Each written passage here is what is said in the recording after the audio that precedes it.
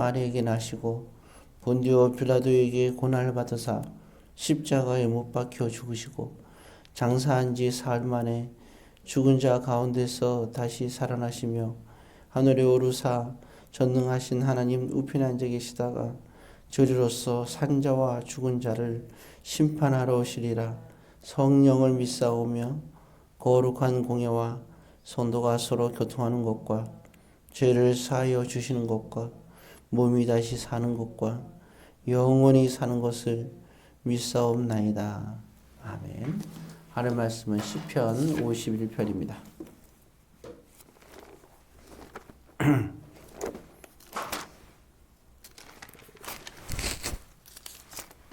시편 51편 10절 말씀. 시편 51편 10절. 한 목소리로 같이 읽습니다.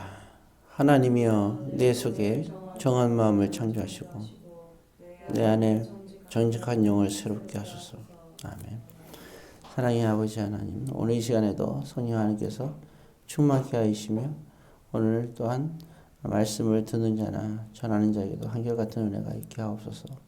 예수님의 이름으로 기도드립니다. 아멘. 예.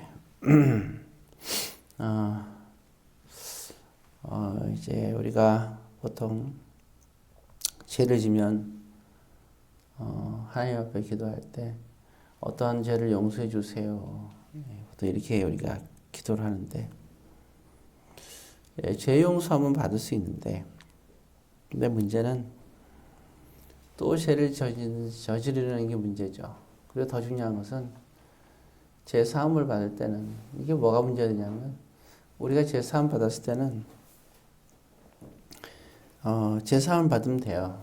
근데 우리가 또 문제는 계속 죄를 짓는 그런 이제 그런 마음이 문제가 되겠죠. 계속 죄를 짓는 우리의 마음, 죄를 지려는 마음, 정확히 말하면 강렬한 죄에 대한 욕망, 그렇게 얘기할까요? 참을 수도 없고 견딜 수도 없고 절제가 안 되는 사람이 예를 들어서 도둑질 같은 경우도 보면은 도둑질을 안 할 때는 모르는데 한 번 하고 두 번 하고 계속하면 그걸 중독이라죠. 중독. 끊을 수가 없는 그런 것들 우리가 할 수 있죠. 그게 중독되는 게 몇 가지 있어요. 그죠? 노름도 보니까 중독이 되더라고요. 사람들이. 그런 마음이죠. 다윗도 자기 속에 그와 같은 놈은 이제 맨날 전쟁에서 수많은 사람을 죽였던 사람이 다윗이고, 그러다 보니까 사람을 죽인 것에 대해서 쉽게 생각할 수 있는 아주 그러한 정말 하나님의 살인하지 말라는 계명을 어기기 쉬운 그런 것들.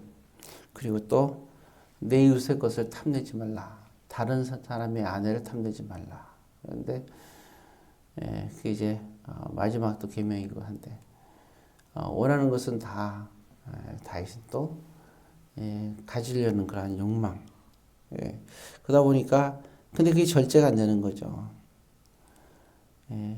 그러한 마음이 정말 중요한 거예요. 그런 사람 속에 끓는 심지어 어떤 그 연쇄살인마 같은 경우는 그 속에 살인하고 싶은 그 욕망까지도 그 사람도 있다 그래요.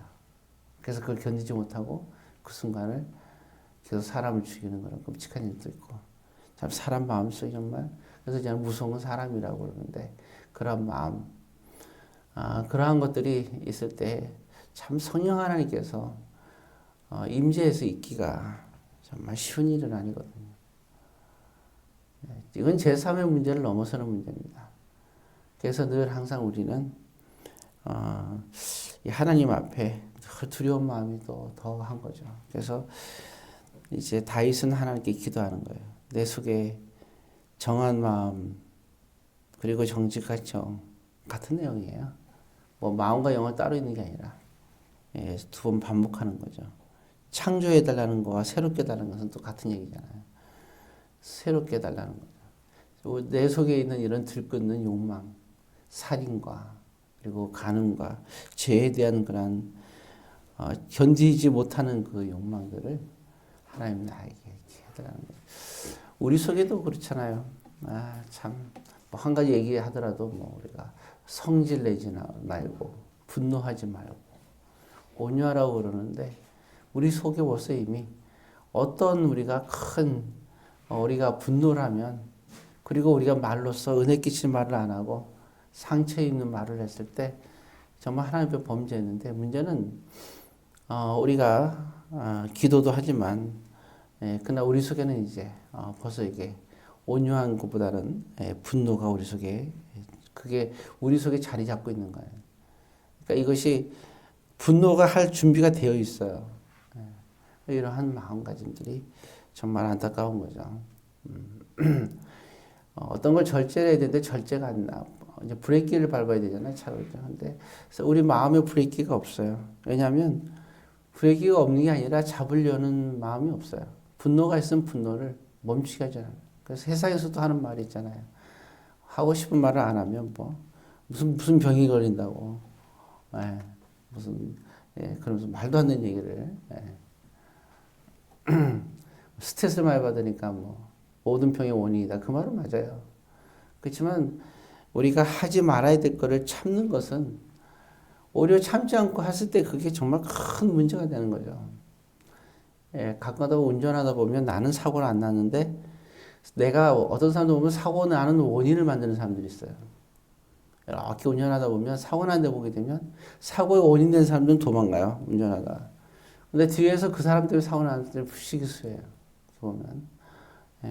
참 이제 정말 철저히 준비하지 않으면 누가 다 처음부터 운전 뭐 잘하는 사람이 어디 있어, 그죠? 근데 사고 원인을 갖다 유발시키는 사람들이 많아서 언제든지 위급한 상황들이 있을 수 있죠. 그와 마찬가지로 참 그런 모든 요소들이 있는 거죠. 그래서 다윗은 심각하게 그 문제를 생각하는 거예요. 우리 사실 이 문제는 심각하게 생각해야 돼요. 내 운전이 다른 사람들로 하여금 사고를 유발하는 원인이라면 고쳐야 됩니다. 그거는 굉장히 근데 그게 운전을 잘해도 죽을 때까지 가요.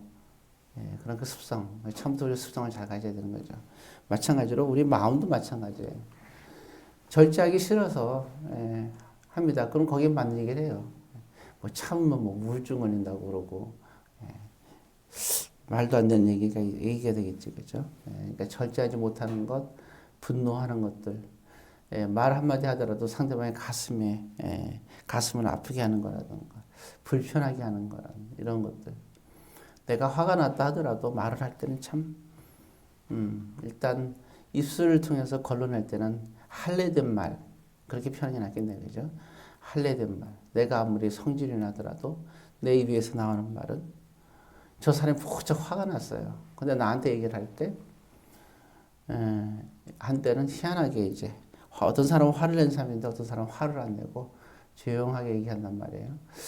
그러면, 그 사람은 이제, 입술에 할례를 하고 자기 마음을 다스려서 말을 한다고요. 제일 미련한 사람이 그런 사람이에요. 막 참고 얘기하는데, 네 화나지? 너 왜 그랬어? 막. 뭔데? 자꾸 물어보잖아요. 그 질문들은 그 사람이 화가 지금 참고 절제하고 있는데 너 화 터뜨려라 그런 얘기거든요. 너 나한테 화내도 괜찮아. 이거처럼 미련한 건 없는 거예요. 넌 나한테 화내도 괜찮아. 그런 말이 어디 있어요. 그러나 하나님 앞에 그건 잘못된 건데 자꾸 통제가 돼야 되죠. 성숙할수록. 그건 어디서 푸느냐? 그거는 기도하면서 하나님께 풀면 돼요. 우리가 여기서 뭐 운동을 해서 스트레스 풀듯이 우리가 하나님 앞에 맡기면서 푸는 게 최고 좋은 방법이에요. 믿는 사람들은 성령 하나님께서 치유의 능력이 있잖아요. 하나님 없는 사람들이야. 뭐 참으면 그렇게 된다 치지만 예수 믿는 사람들은 우리가 참고 억제하고 견딜 때 우리가 병이 생긴다 그러면 그거는 하나님 성령 하나님이 우리에게 임하지 않는 거죠. 제일 두려운 걸 결국에는 다윗이 거기 9절에서 제약을 지어주세요 하고 회개 기도도 하지만 10절의 기도는 더 심각한 기도입니다. 나에게 정한 마음과 정직한 영을 새롭게 창조해달라는 그러한 나의 습성, 죄의 습성을 없애게 해달라는 거예요. 한번 죄 지니까 용서받으니까 괜찮겠지. 하고 또 이렇게 죄를 지려는 그 마음, 그 안에 성령께서 어떻게 있을 수 있겠어요? 그러니까 내 마음을 새롭게 해주시고, 그리고 성령 하나님께서 11절에 나를 떠나지 말라고 기도하는 장면입니다. 자, 이제 말씀을 마칩니다. 오늘 어쩌면 우리들 속에 있는 우리를 유혹하는 우리의 죄의 습성과 모습들. 나는 원래 그래. 원래 그렇죠. 근데 중요한 것은 성경은 변화된다는 겁니다. 내가 변화되지 않는다고 생각하는 것은 나의 의지가 없는 거고, 그건 믿음이라고 할 수가 없어요. 그래서 우리가 우리 속에 그런 거죠. 예를 들어서 그렇게 하면 돼요. 오늘 내가 1000명의 사람들에게 식사 대접을 했는데 아주 맛있게들 먹었어요. 최상으로. 근데 한 명한테는 쥐약을 넣어서 죽었다고 생각합시다. 그러면 어떻게 되겠어요, 이게? 아무리 1000명을 내가 맛있게 음식 먹어도 한 명한테 쥐약을 넣어서 죽게 만들었으면 이거는 심각한 거 아니에요? 1000명을 행복하게 했으니까 괜찮은 거예요? 한 명 죽여도? 아니잖아요. 마찬가지예요. 그러니까 우리의 그런 성향과 습성이 나는 원래 그래 이 말은 괜찮다 이런 내가 수용을 하는 거거든요. 그러한 마음이 우리에게는 정말 무서운 마음이에요.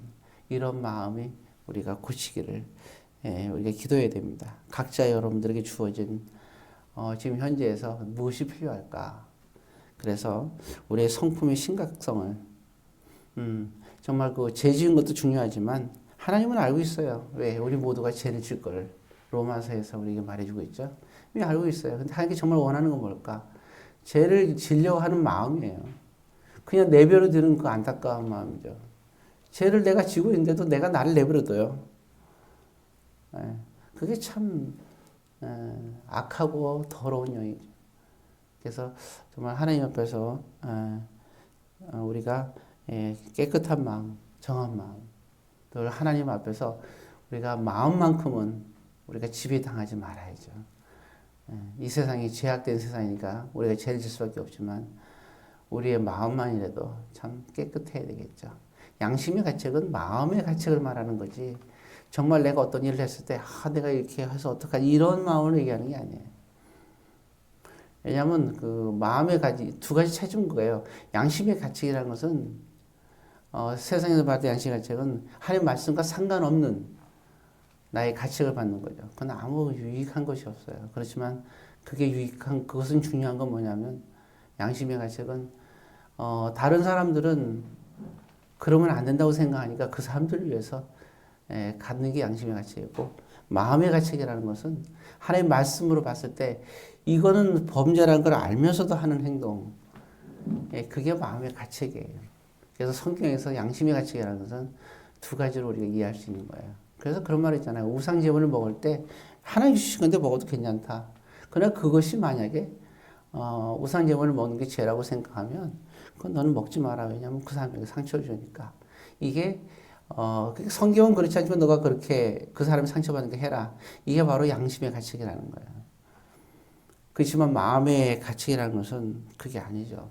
가책이라는 것은 성경적으로 그렇게 하면 안 되는데 하는 거. 이게 마음의 가책 두 가지로 구분할 수가 있어요.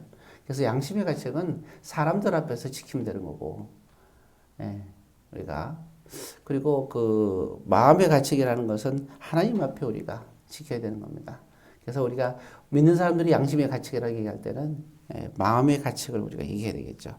모쪼록 정한 마음을 갖기를 여러분들이 기도하고 그리고 하나님 앞에 나아가시기를 주의 이름으로 권면드립니다. 기도하겠습니다. 사랑의 아버지 하나님, 오늘 이 시간에도 하나님께 하여 주시며 오늘도 우리의 마음이 정결케 하여 주옵소서. 예수님의 이름으로 기도드립니다. 아멘.